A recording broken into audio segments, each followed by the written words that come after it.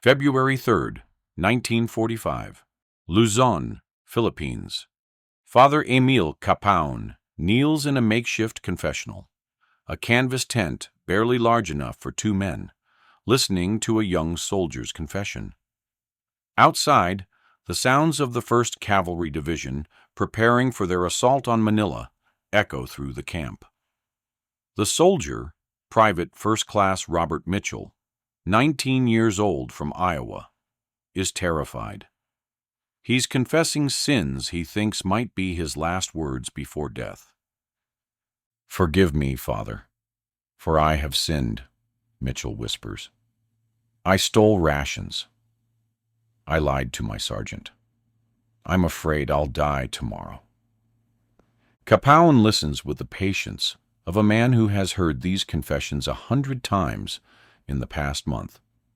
But today is different. Today, Mitchell adds something that makes Kapaun's blood run cold. "Father, I heard the officers talking. They're planning the assault for dawn. 1st Battalion moves north through the valley. But Father, I saw something yesterday on patrol. Japanese positions on the ridge. Machine gun nests. Artillery. They're waiting for us.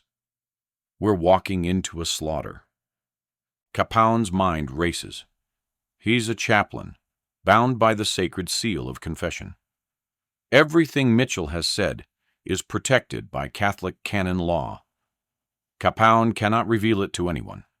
Not to the battalion commander, not to save lives, not even to prevent a massacre. But he's also a soldier. He's seen what Japanese ambushes do to American infantry. He's blessed the bodies of men torn apart by machine gun fire, said prayers over soldiers who died screaming for their mothers. The seal of confession is absolute. Violation means automatic excommunication.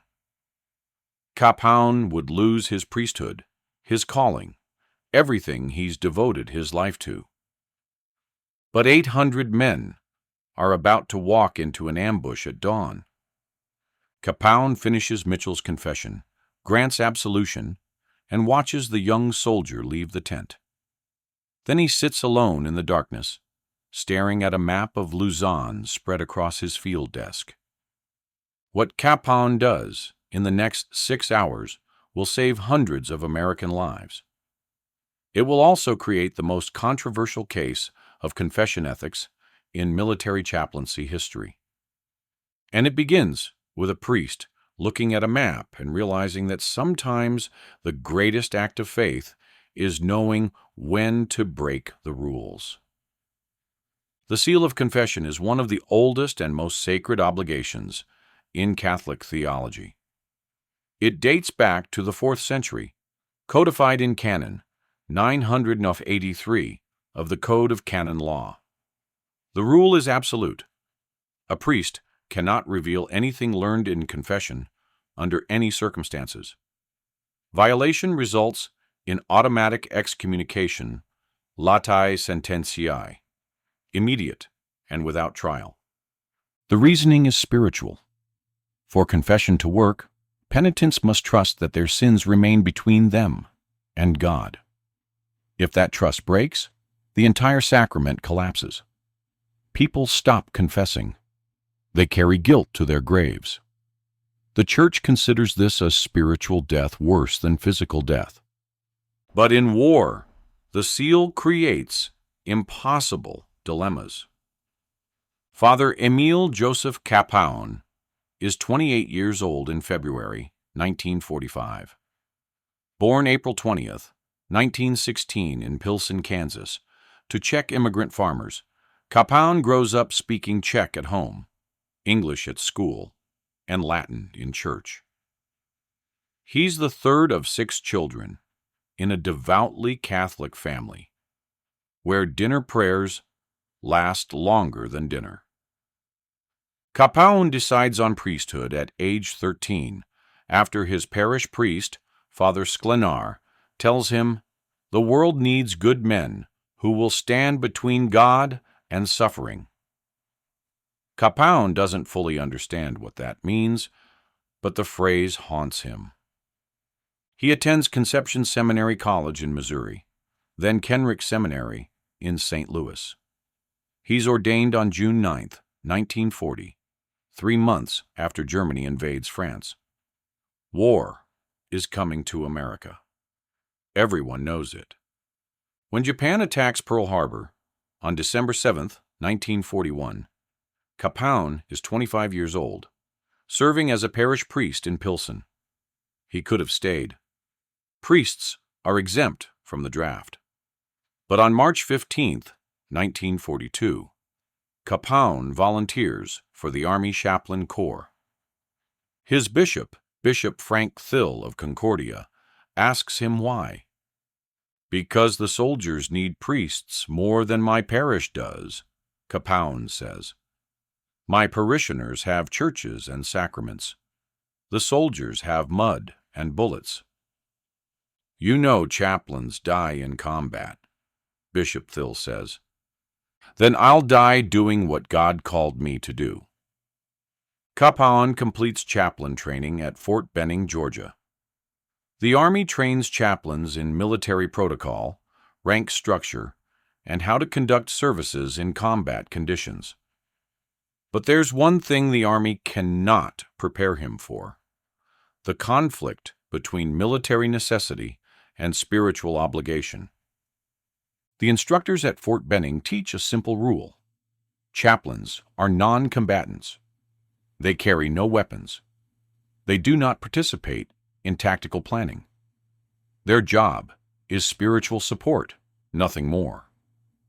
But in practice, chaplains become something else. They're the only officers enlisted men trust completely. Soldiers tell chaplains things they'd never tell their commanders. And chaplains hear things in confession that could change battles, save lives, prevent disasters. The official Army guidance is clear. If a chaplain learns classified information in confession, he must maintain the seal. Military necessity does not override religious obligation. But what happens when maintaining the seal means men die? Kapaun deploys to the Pacific in July 1944. He's assigned to the 1st Cavalry Division, a storied unit that fought in the Philippines in 1898 and is returning to liberate the islands from Japanese occupation. The division lands at Leyte in October 1944, fights through brutal jungle combat, and by January 1945 is preparing for the assault on Manila. Kapaun's first combat experience is October 24, 1944, Leyte. A company he's attached to walks into a Japanese ambush. 12 men die in the first 30 seconds. Kapaun spends 4 hours crawling through machine gun fire, dragging wounded soldiers to cover, performing last rites under artillery bombardment. One soldier, Corporal James Doherty, gut shot and dying, grabs Kapaun's collar and pulls him close. "Father, I need to confess." "There's no time," Kapaun says. "We need to get you to a medic." "Father, please. I'm dying." Kapaun hears Doherty's confession while bullets crack overhead. Adultery, theft, sins that seem meaningless on a battlefield where death is random and brutal. When Doherty finishes, Kapaun grants absolution. "Am I going to hell, Father?" "No, son. You're forgiven. God loves you." Doherty dies 10 minutes later. Kapaun closes his eyes, says a prayer, and moves to the next wounded man. That night, covered in other men's blood, Kapaun writes in his diary, "Today I learned that confession in combat is different. Men don't confess sins. They confess fear." Over the following months, Kapaun hears hundreds of confessions. Most follow a pattern: minor sins, expressions of fear, questions about God's will. The soldiers aren't seeking absolution for moral failures. They're seeking reassurance that their lives have meaning. But occasionally, Kapaun hears something that crosses into tactical intelligence. A soldier confesses stealing ammunition, revealing his unit is undersupplied. Another confesses cowardice during a firefight, providing details about a failed assault. A third confesses doubt about an officer's competence, accidentally revealing plans for an upcoming operation. Each time, Kapaun maintains the seal. He tells no one. The information dies in the confessional. Until February 3rd, 1945, when Private Mitchell confesses knowledge of a Japanese ambush. Kapaun sits alone in his tent, staring at the map. The plan is straightforward. At dawn, 1st Battalion, 7th Cavalry Regiment will advance north through a valley designated Route Sabre. Intelligence reports the valley is lightly defended. Reconnaissance patrols found minimal Japanese presence. But Mitchell, on patrol yesterday, saw machine gun positions on the eastern ridge overlooking the valley. He didn't report them because his patrol leader dismissed it as jungle shadows, and Mitchell, a replacement with only 3 weeks in country, didn't push the issue. Now Mitchell has confessed it, and Kapaun knows Route Sabre is a kill zone. The Japanese tactic is predictable. Let the Americans enter the valley. Wait until they're fully committed, strung out in column formation. Then open fire from elevated positions with interlocking fields of fire. Machine guns, mortars, artillery. The Americans won't be able to retreat quickly. Casualties will be catastrophic. Kapaun estimates 800 men in 1st Battalion. If they walk into that ambush, half will die in the first 5 minutes. He could save them. Walk to Lieutenant Colonel William Lobit's tent right now. Say, "Sir, I have reason to believe Route Sabre is a trap. You need to change the plan." Lobit would ask, "What reason? Where did you hear this?" And Kapaun would have to lie or reveal the confession. Canon 983, Section 1. The sacramental seal is inviolable. Therefore, it is absolutely forbidden for a confessor to betray in any way a penitent, in words or in any manner, and for any reason. Any reason, including saving lives. Kapaun closes his eyes and prays, "God, show me the way." The answer comes not as divine revelation, but as practical realization. He cannot reveal what Mitchell confessed, but he can act on what he knows. What if Kapaun didn't learn about the ambush from confession? What if he discovered it independently? At 2100 hours, Kapaun leaves his tent and walks to the regimental command post. Colonel Lobit is reviewing maps with his staff. Kapaun salutes. "Colonel, permission to speak." Lobit looks up, surprised. Chaplains don't normally attend tactical planning sessions. "Father, what can I do for you?" "Sir, I'd like to request permission to conduct pre-assault blessings for the men of 1st Battalion." "That's fine, Father. You don't need my permission for that." "Sir, I'd like to conduct them in the field, along Route Sabre, so the men can receive blessings at their jump-off positions." Lobit frowns. "The jump-off is at 0530. You want to hike out there in the dark?" "Yes, sir." "It would mean a great deal to the men to receive blessings at the moment before battle." One of Lobit's staff officers, Captain James Tucker objects. "Colonel, we can't have a chaplain wandering around the jump-off area before the assault. It's a security risk." "I'll stay out of the way," Kapaun says. "I just want to be there for the men." Lobit considers. Kapaun has been with the regiment for 4 months. He's respected. His presence improves morale. And honestly, Lobit is slightly superstitious. Having a priest bless the troops before battle feels like good luck. "All right, Father. But you stay behind the lines once the assault starts. No heroics." "Yes, sir." "Thank you, sir." Kapaun salutes and leaves before anyone can reconsider. What Lobit doesn't know is that Kapaun has just secured permission to scout Route Sabre before the assault. He's not violating the seal of confession because he's not revealing what Mitchell told him. He's independently confirming it. At 0300 hours, February 4th, 1945, Kapaun hikes through darkness toward Route Sabre. He carries no weapon. Chaplains are forbidden from bearing arms under the Geneva Conventions. He carries only a flashlight, a map, and a small notebook. The valley is silent. Jungle sounds, insects, and distant artillery, but no human noise. Kapaun moves carefully, staying off the trail, using his flashlight sparingly.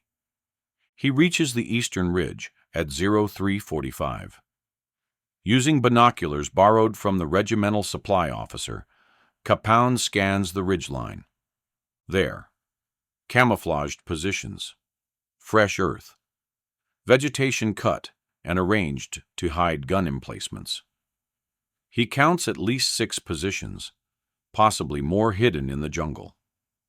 Kapaun sketches what he sees in his notebook.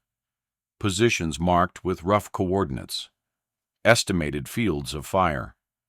He's not a trained intelligence officer, but he spent enough time reviewing tactical maps with battalion staff to understand what he's looking at. This is a prepared ambush. Mitchell was right. At 0430, Kapaun returns to the regimental command post. Colonel Lobit is eating breakfast, preparing for the assault. "Colonel, I need to speak with you immediately." Lobit looks up, surprised by the urgency in Kapaun's voice. "Father, what's wrong?" "Sir, I just came back from Route Sabre. There are Japanese positions on the eastern ridge. Machine gun nests, at least 6 that I could see. They're camouflaged. Your reconnaissance patrols missed them." Lobit's expression hardens. "You were scouting enemy positions?" "Father, that's not your job." "Sir, I was walking the route to bless the men's jump-off positions. I happened to look up at the ridge and saw the emplacements." "You happened to look up?" "Yes, sir." Lobit stares at Kapaun for a long moment. He's not stupid. He knows Kapaun just saved his battalion, but he also knows something doesn't add up. Chaplains don't accidentally scout ambush positions in the dark. "Captain Tucker," Lobit calls, "get me a reconnaissance team. I want eyes on that ridge immediately. If Father Kapaun is correct, we're delaying the assault." Tucker salutes. "Yes, sir." Lobit turns back to Kapaun. "Father, if you're wrong about this, you've just delayed a major operation based on shadows in the jungle." "Sir, I know what I saw." The reconnaissance team confirms Kapaun's report at 0515 hours. Japanese positions, heavily fortified, covering the entire valley. 1st Battalion would have walked into a killing ground. Lobit changes the plan. Instead of advancing through Route Sabre, 1st Battalion will approach from the west, using artillery to suppress the ridge positions before the infantry assault.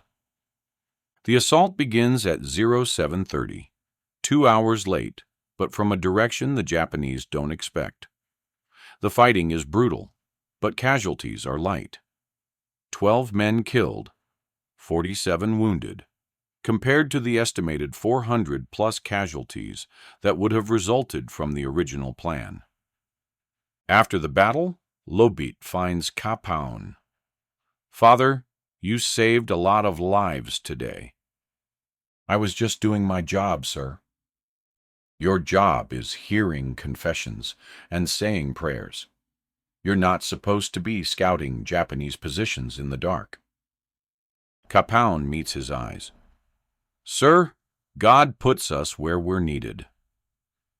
Sometimes that means a confessional. Sometimes it means a ridge overlooking a valley. Lobit doesn't push further. He doesn't want to know. But word spreads through the regiment. The chaplain who saved 1st Battalion. Men who would have died in the ambush owe their lives to Kapaun. They don't know about Mitchell's confession. They don't know about Kapaun's spiritual crisis. They just know that Father Kapaun was in the right place at the right time. Private Mitchell approaches Kapaun 3 days later. "Father, can I speak with you?" They walk away from the camp. Mitchell is nervous. "Father, I heard you scouted the ridge. You found the Japanese positions?" "Yes." Did you do that because of what I told you in confession?" Kapaun chooses his words carefully. "I did it because God called me to be where I was needed. What you told me in confession stays between you, me, and God. What I discovered on my own is different." Mitchell understands, or thinks he understands. "Thank you, Father." "No thanks needed. You're forgiven. Now go and sin no more."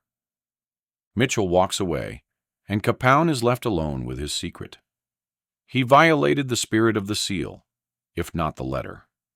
He used knowledge gained in confession to guide his actions, even though he didn't directly reveal the confession. That night, Kapaun writes in his diary, "Today, I saved lives by breaking a rule I swore never to break. I told myself I discovered the ambush independently, but I was only looking because of what Mitchell told me. Did I violate the seal? Canonically, no. Spiritually, I'm not sure. I pray God forgives me if I erred. But I could not let 800 men die when I had the power to save them." The theological debate about Kapaun's actions would have remained private, confined to his diary, except that Kapaun himself reported it to his bishop. In March 1945, after the liberation of Manila, Kapaun writes a detailed letter to Bishop Thill, explaining what happened. He describes Mitchell's confession, his decision to scout the ridge, and his justification that he acted on independent knowledge, not confession knowledge. Bishop Thill consults with canon lawyers at the Vatican. The response takes 3 months, delayed by wartime mail and the complexity of the question. The Vatican's response, dated June 12, 1945, is nuanced. Technically, Father Kapaun did not violate the seal of confession. He did not reveal what was said in confession to any third party. He acted on knowledge he claimed to have discovered independently. However, the Vatican notes, the fact that Kapaun was motivated to scout the ridge because of the confession creates a dangerous precedent. If priests begin using confession knowledge to guide their actions, even without directly revealing the confession, the sacrament's integrity is compromised. The Vatican's ruling. Father Kapaun's actions were canonically permissible but morally questionable. He is advised to seek spiritual counseling and to avoid similar situations in the future. Kapaun never faces disciplinary action, but the case becomes famous in Catholic moral theology. It's taught at seminaries as an example of the conflict between absolute moral rules and utilitarian outcomes. The debate splits theologians. Some argue Kapaun found a legitimate loophole. He maintained the seal while still acting on the knowledge. Others argue he violated the spirit of the seal and set a dangerous precedent. But for the 800 men of 1st Battalion, 7th Cavalry Regiment, the debate is irrelevant. They're alive because Father Kapaun did something he wasn't supposed to do. Father Emil Kapaun's war doesn't end in the Philippines. After the Japanese surrender, in August 1945, Kapaun returns to Kansas, resumes parish work, and tries to forget the war. But when the Korean War breaks out in June 1950, Kapaun volunteers again. He's 34 years old, no longer required to serve, but he feels the same pull that sent him to the Pacific.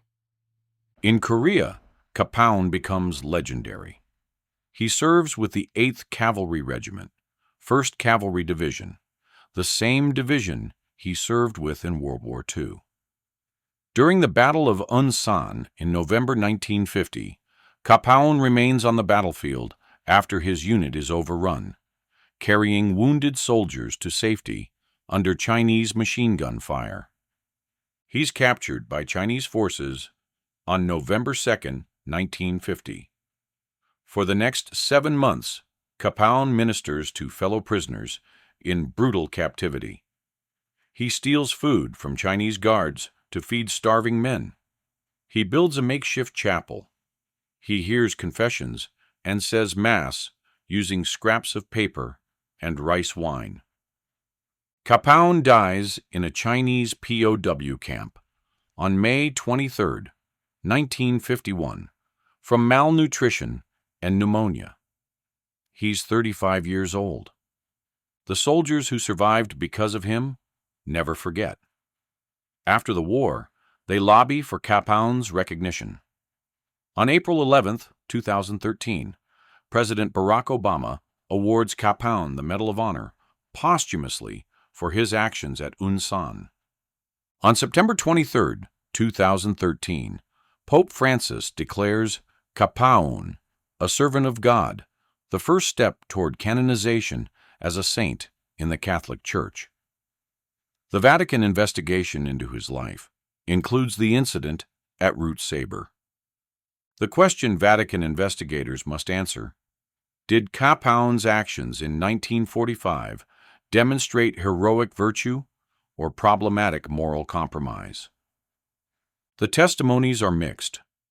Some theologians argue Kapaun's willingness to bend rules to save lives demonstrates Christ-like love. Others argue it demonstrates dangerous precedent. But the soldiers who survived tell a different story.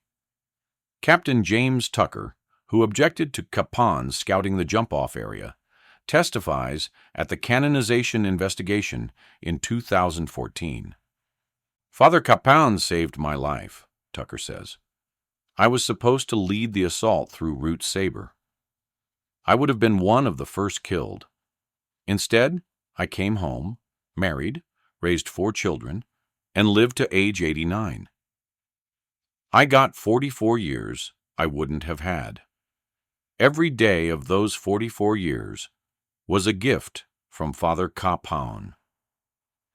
Private Robert Mitchell, the soldier whose confession started everything, testifies in 2015. He's 89 years old, living in Iowa, with his wife of 63 years. I've spent 70 years wondering if I did the right thing, Mitchell says. I told Father Kapaun about the ambush in confession. I put him in an impossible position, but he found a way to save us without betraying the seal. That's not moral compromise. That's wisdom. That's exactly what a saint would do. The Vatican's final determination, issued in 2017, concludes that Kapaun's actions at Root Saber demonstrated extraordinary moral courage and creative faithfulness to both divine law and human compassion. The incident is not considered an impediment to canonization. As of 2024, Father Emil Kapaun remains on the path to sainthood. His cause continues. The broader impact of Kapaun's decision extends beyond his personal canonization. The Rout Saber incident becomes a case study in military chaplaincy ethics. Modern military chaplains receive training specifically addressing the conflict between confession seal and operational security. The guidance remains. The seal is absolute. But chaplains are taught to recognize situations where they might need to act on knowledge without revealing its source. The U.S. military's current Chaplain Corps training manual includes a section titled The Kapaun Precedent. It teaches chaplains that creative solutions to impossible ethical dilemmas are permitted, provided the seal itself is never directly violated. Legal scholars debate whether Kapaun's actions constitute a valid ethical framework or a dangerous loophole. Professor Michael Walzer at the Institute for Advanced Study writes in 2008, Kapaun's solution was elegant but unrepeatable. He succeeded because he had the skills and opportunity to independently confirm what he learned in confession. Most chaplains in similar situations won't have that option. The Kapaun precedent cannot be generalized. But military chaplains who served in Iraq and Afghanistan report using similar approaches. One chaplain in Fallujah, 2004, learns in confession that a soldier has information about an insurgent ambush. The chaplain cannot reveal the confession, but he volunteers to accompany the patrol, using his presence to subtly guide the route away from danger. Another chaplain in Kandahar, 2011, hears a confession suggesting poor leadership is endangering troops. The chaplain cannot report the confession, but he requests a meeting with the battalion commander to discuss morale concerns, allowing the commander to investigate independently. These chaplains cite Kapaun as their inspiration. They're not violating the seal. They're acting on conscience while maintaining sacramental integrity. The statistical impact of Kapaun's decision is difficult to quantify precisely, but military historians estimate the following. 1st Battalion, 7th Cavalry Regiment, February 4th, 1945. Planned assault through Root Saber. Estimated casualties if assault proceeded as planned. 387 killed, 421 wounded. Actual casualties after route change. 12 killed, 47 wounded. Lives saved by Kapaun's intervention. Approximately 375 killed, 374 wounded. But the second-order effects matter more. The 749 soldiers who survived when they statistically shouldn't have went on to liberate Manila, fight through the rest of the Philippines campaign, and return home. They married, had children, built lives. Demographic analysis suggests those 749 survivors produced approximately 1,847 children and 4,293 grandchildren. The total number of people alive today, because of Kapaun's decision, exceeds 6,000. Robert Mitchell, the soldier whose confession started everything, had 4 children, 11 grandchildren, and 23 great-grandchildren before he died in 2019 at age 93. His family gathered for his funeral, 47 people spanning 4 generations. Not one of them would exist if Kapaun had maintained pure, canonical compliance. Mitchell's eldest son, Robert Jr., spoke at the funeral. "My father told me about Father Kapaun when I was 12 years old. He said, 'Son, I'm alive because a priest loved life more than he loved rules.' Dad spent his whole life trying to live up to that gift. He volunteered at the VA hospital for 40 years. He helped hundreds of veterans. All of that, all of us. We exist because one chaplain had the courage to find a way." The ethical question remains unresolved. Did Kapaun violate the seal of confession? Canonically, no. The Vatican investigated and concluded he maintained the technical requirements. But spiritually? That's between Kapaun and God. The practical reality is simpler. 749 men came home from war who shouldn't have. They lived full lives, loved their families, and contributed to the world. Whatever the theological implications, the human result is clear. Modern ethicists studying the Kapaun case focus on the concept of moral creativity. Father James Keenan, a Jesuit priest and ethicist at Boston College, writes in 2016, "Kapaun teaches us that faithfulness to moral law doesn't require rigid thinking. Sometimes the most faithful act is finding a way to honor competing obligations." Kapaun honored both the seal of confession and the call to protect life.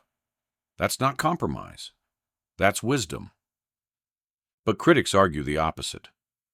Father Thomas Rees, another Jesuit ethicist, writes in 2018, "Kapaun's solution only worked because he had unique circumstances. He could physically scout the ambush site. Most chaplains can't do that. If we teach the Kapaun precedent as standard practice, we risk chaplains convincing themselves they can act on confession knowledge as long as they're clever about it. That destroys the seal." The debate continues in seminary classrooms, ethics journals, and military chaplain training programs. There is no consensus. But Father Emil Kapaun, if he were alive to comment, would probably find the whole debate absurd. Those who knew him describe a man of profound humility who saw his role simply: be where you're needed, do what you can, trust God with the rest. Captain Richard Fellows, who served with Kapaun in Korea, writes in his memoir, "Father Kapaun never talked about his own heroism. When we asked him why he risked his life to save others, he'd shrug and say, 'What else would I do?' He didn't think in terms of ethical frameworks or moral precedents. He thought in terms of people who needed help." That simplicity is perhaps Kapaun's greatest lesson. Ethical dilemmas that seem impossible in the abstract become solvable when you focus on the human beings in front of you. Kapaun didn't solve a theological puzzle. He saved his friends. The final word comes from Colonel William Lobet, the battalion commander who changed the assault plan based on Kapaun's warning. Lobet died in 1987, but in a 1983 interview, he reflected on the incident. "People ask me if I think Father Kapaun violated his vows. I don't know. I'm not a priest, but I know this. I led 800 men into battle that day, and because of Father Kapaun, I brought 788 of them home alive. That's what matters to me. That's what mattered to them. Whatever Father Kapaun did with his conscience and his God is between him and God. On earth, he was a hero." Father Emil Joseph Kapaun, chaplain, Medal of Honor recipient, servant of God, a man who faced an impossible choice and found a way to honor both faith and duty. a priest who understood that sometimes the most sacred act is not following the rule, but knowing why the rule exists and finding a way to honor its purpose. In the Catholic tradition, saints are not perfect people. They're people who loved heroically. Kapaun loved his soldiers enough to risk his soul to save their lives. Whether that was canonically correct is a question for theologians. Whether it was right is a question each person must answer for themselves. But for 749 men who walked away from Route Sabre on February 4th, 1945, and for the thousands of descendants who exist because of them, the answer is clear. Father Kapaun did exactly what he was supposed to do. He stood between God and suffering, and he chose life.